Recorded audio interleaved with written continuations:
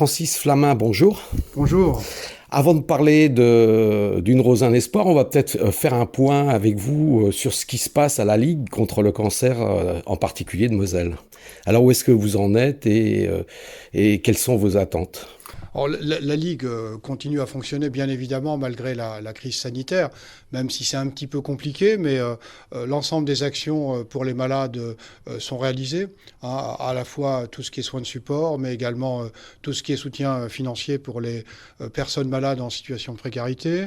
La prévention, bien sûr, est toujours de mise avec notre chargé de prévention qui fait un remarquable travail, notamment en ce qui concerne les espaces sans tabac.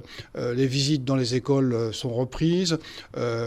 En fait, la Ligue fonctionne normalement. La difficulté qu'on a, c'est notre budget. Notre budget qui a diminué de façon substantielle parce qu'il y a très peu de manifestations et puis parce qu'une Rose un espoir l'an dernier n'a pas pu se faire. Cette année, ça s'est fait de façon limitée.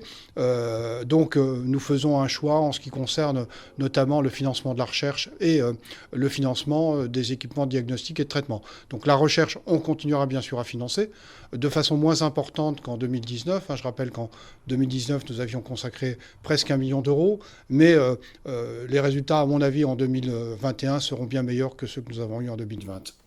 Alors, on parlait également d'investissement. L'hôpital de Mercy a eu du matériel récemment, en partie grâce à vous. Oui, tous les ans, on essaye en fait de répondre aux demandes des structures hospitalières sur des équipements, je le dis, qui sont des équipements de dernière génération. Aussi, en 2020, nous avons non pas contribué, nous avons financé intégralement un matériel sur le site de Thionville, qui est un bronchoscope à hauteur de 175 000 euros, il faut le dire, c'est important. Et puis, j'ai vu dans Le Républicain Lorrain un article en ce qui concerne une application sur les effets indésirables de la chimiothérapie.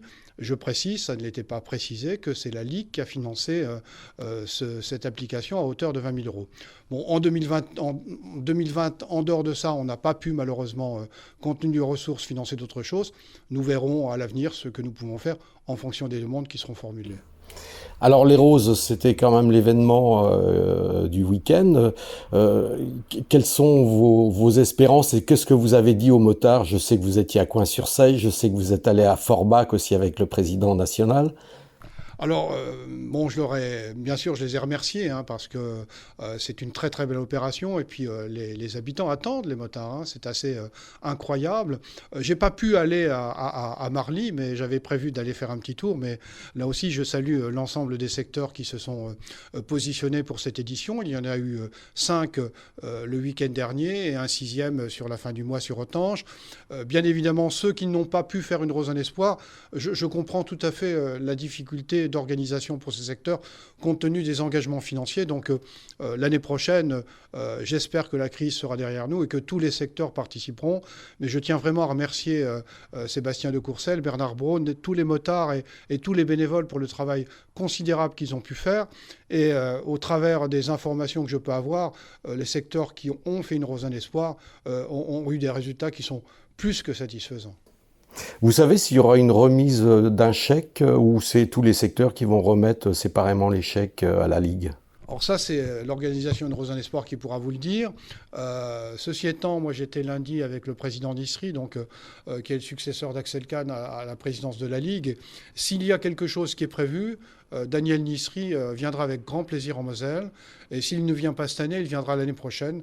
Parce que je crois que c'est vraiment un signe de reconnaissance que de voir le président de la Ligue nationale venir en Moselle pour remercier les motards et les bénévoles de l'Action Entreprise. Alors c'est votre président, qui a remplacé notre Axel Kahn qui nous a quittés. Qui est-il et vers quelle est son action ? Alors, c'est vrai que pour nous, c'est une perte immense que le décès d'Axel Kahn, avec qui nous entretenions des relations assez extraordinaires, qui a fait énormément de choses pour la Ligue et qui, par son charisme, nous a apporté beaucoup de ressources, il faut le dire. Alors, Daniel Nisri était un de ses vice-présidents. Quelqu'un qui a une formation de cancérologue, mais qui a également été inspecteur général des affaires sanitaires et sociales, qui a travaillé en cabinet ministériel, qui va beaucoup nous aider et qui s'implique beaucoup. Mais il n'a pas la notoriété, il est moins connu qu'Axel Kahn, mais on va faire beaucoup de choses à la Ligue grâce à lui, avec des administrateurs qui vraiment sont extrêmement motivés. Donc on aura le plaisir de le recevoir en Moselle, ça c'est sûr. Alors pour terminer, qu'est-ce que vous avez envie de dire aujourd'hui aux malades du cancer? Il y a un message que vous souhaitez leur faire passer? Alors, il y a un message pour les personnes qui ont des rendez-vous en structure hospitalière, leur dire qu'il ne faut surtout pas que la Covid les empêche d'y aller parce que les traitements sont importants. Les retards de diagnostic peuvent être dramatiques pour les personnes atteintes de pathologies cancéreuses. Je leur dis que la Ligue, bien sûr, est à leur côté. Nous sommes à leur côté pour les aider, pour pouvoir répondre à leurs demandes, à leurs attentes. Et puis, surtout, je leur souhaite beaucoup de courage dans les traitements qu'ils subissent, avec une note d'espoir qui est que malgré tout, la recherche fait quand même d'énormes progrès. Et avec la mise en œuvre de l'ARN, ça fait déjà 20 ans qu'on travaille sur l'ARN, on peut peut-être entrevoir dans un horizon qui ne soit pas trop lointain, éventuellement de nouvelles thérapeutiques.